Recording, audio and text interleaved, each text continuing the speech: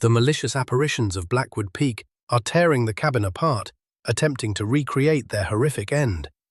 Tonight, on Echoes from the Edge, the Vigilance Group fights for their lives against the malevolent spirits in a desperate final dash for freedom.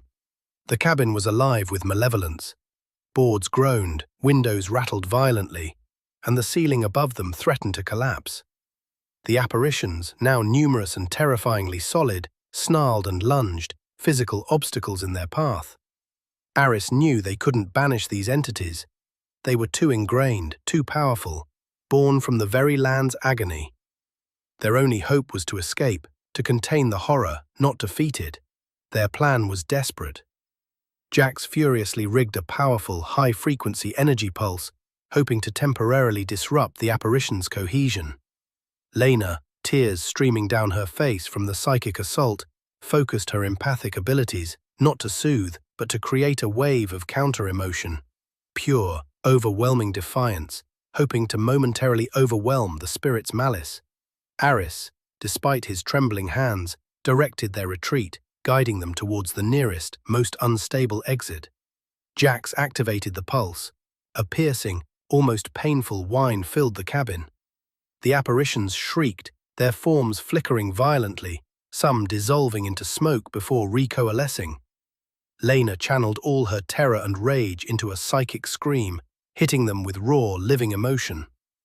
The spirits recoiled, momentarily disoriented, their malice momentarily fractured. "Now!" Aris roared. They bolted, a harrowing sprint through the decaying cabin. Apparitions materialized directly in front of them, limbs flailing, their faces contorted in silent screams. Jax shoved one spectral miner aside, feeling an impossible chill. Lena stumbled, almost dragged down by invisible hands, but Aris hauled her up. They reached the shattered back door, the bitter mountain wind hitting their faces. They ran, not looking back, until the cabin was a distant, flickering shape in the overwhelming darkness. They survived. They got off Blackwood Peak. It was a Pyrrhic victory. They were physically exhausted, profoundly traumatized. The cabin now stands abandoned, a monument to the chilling truth. The Vigilance Group had escaped, but they were forever changed. Lena sometimes felt faint psychic echoes, a cold touch that wasn't there. Aris found his scientific mind now embraced anomalies he'd once dismissed.